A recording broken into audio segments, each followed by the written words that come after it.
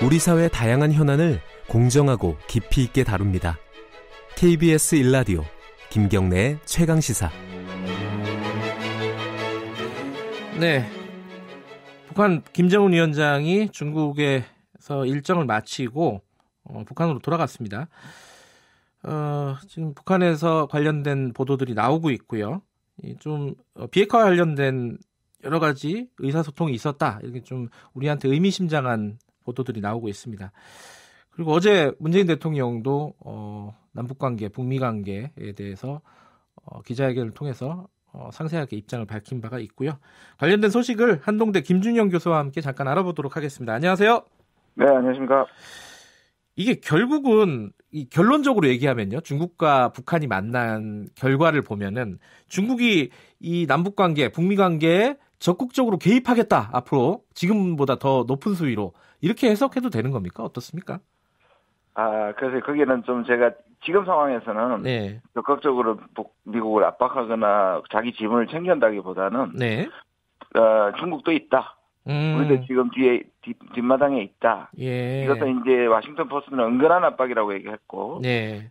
중국이 평화체제, 한반도의 평화체제를 구성하는 데 있어서 중요한 플레이어다라는 정도이지, 네. 만약에 지금 미중 관계를 봐서도 중국이 적극적으로 압력을 행사한다든지 자기 지분을 챙긴다는 정도로 가장되는 거에는 좀 문제가 있다고 봅니다.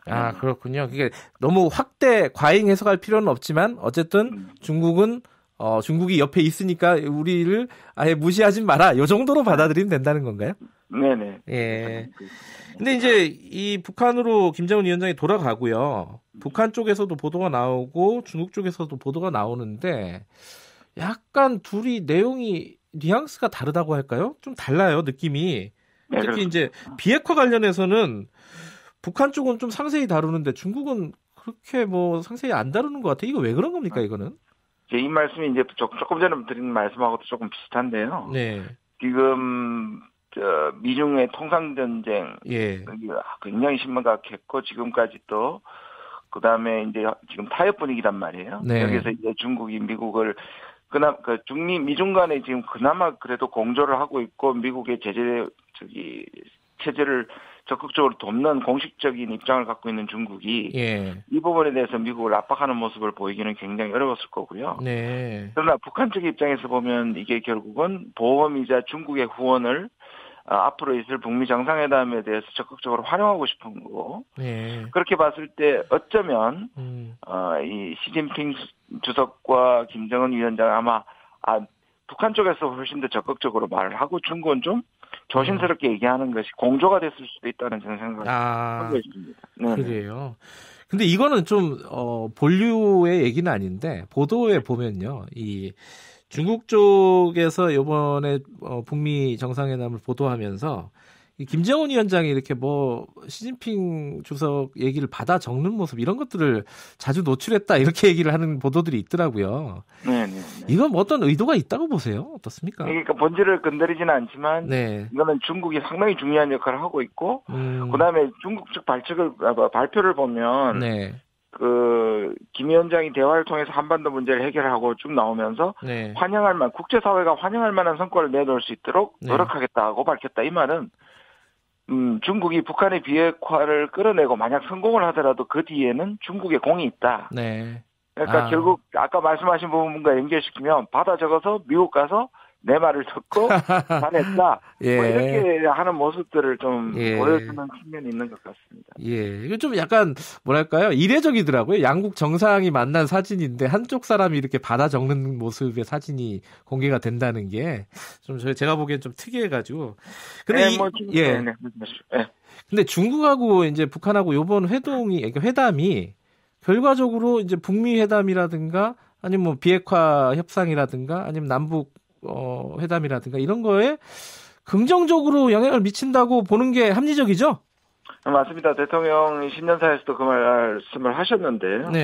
그리고 작년 3차를 보면 물론 이제 뒤에 교착 상황에서 그 트럼프 대통령이 중간에 중국의 방해 역할이 있다고 비난을 했지만 실질로는 대부분은 좋을 때 같습니다. 다시 말해서 북미 상황이 좋을 때, 특히 첫 번째 1차 북미 정상회담에 그것이 예상됐을 때 갔기 때문에 네. 결과적으로 그게 이제 교착 상황에 갔을 때 비난을 했지만 네. 이거는 지금의 중국의 입장, 아까 말씀드린 중국의 입장도 그렇고 네. 또 이것이 북미 회담에 대한 긍정적인 전망이고 임박했다라는 징조라는 대통령의 인식에 같은 인식을 하고 있습니다. 근데 이 중국이 지금 이제 남북미 지금 이 어떤 협상 국면에 어느 정도로 이제 들어오는 게 우리한테 도움이 되는 건가? 이게 일부에서는 네. 이 판이 중국이 들어오면 판이 커지고 계산이 복잡해진다. 네. 이런 우려를 하는 분들도 있고 이게 어차피 중국은 상수였으니까 상관없다. 변수가 아니다. 기본적으로. 교수님 어떻게 보세요? 이게 두 가지 측면이 다 있는데요. 네. 지난해 3차 방북했을 때 초기에는 제가 알기로는 북한의 김정은 위원장이 네. 정치적 선언이니까 네. 그러니까 이 종전선언 문제는 처음에 우리 대통령도 그렇게 얘기했고 정치적 선언에서까지 중국이 참여할 필요는 없다. 그러나 뒤에 평화협정이라는 중요한 이 조약에 갈 때는 말씀하신 것처럼 정전체 협정의 조인 당사자이기 때문에 그렇죠. 그때는 들어가는 게 맞지만 지금은 아니라고 양해를 구한 걸로 알고 있습니다. 그런데 문제가 뒷부분에 갈수록 미국 쪽에서 이걸 평화협정처럼 무겁게 취급하기 시작했고 그다음에 유엔사 문제라든지 미군 철수 문제까지 북한이 들고 나올 수 있다 뭐 이런 얘기가 나오니까 중국 그렇게 되면 우리도 들어가야 한다. 이게 중간에 변했거든요. 그래서 저는 그게 기본적인 구도라고 생각합니다. 그리고 이게 중국이 이 북미 간에 타결할 때까지는 저는 개입 안 하는 게 좋고요. 이거를 평화체제로 이게 확증하고 이것을 계속 끌고 나가는 데는 추인하는 부분에서는 중국도 반드시 들어와야 된다고 생각합니다. 지금 이제 북미 정상회담, 이제 북중 회담이 끝나면서 이제 사실상 날짜나 이런 장소 같은 것들이 정해진 거 아니냐 이런 추측들이 있지 않습니까? 언제 어디로 예상을 하세요? 지금 베트남 얘기가 좀 유력하게 나오고 있는 것 같은데. 일단 시기는 저는 미국에서 계속 이제 1월 1일에서 멀지 않다고 얘기를 했고 지금 또 트럼프도 계속 지금 만나고 잘 진행되고 있다고 하기 때문에 저는 1월은 좀 급하고요. 2월 중에 있을 가능성이 매우 많고 조금 여러 가지 일정의 차질을 빚는다면 3월 초로 갈 가능성, 2월 아니면 3월 초가 될 가능성이 가장 큰 것 같고요.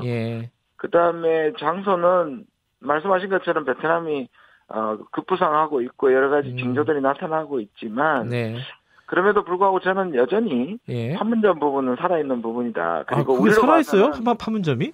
저는 왜냐하면 1차 회담 때도 일주일 전까지 그러니까 싱가포르를 발표하기 일주일 전까지 굉장히 판문점을 오고 싶어 했다는 것이거든요. 트럼프 위원장이. 근데 이제 거기 가면 당신은 조연이 되고 문재인 대통령이 주연이 된다. 이 말에 결정적으로 마음을 바꿨다는 얘기가 있는데요.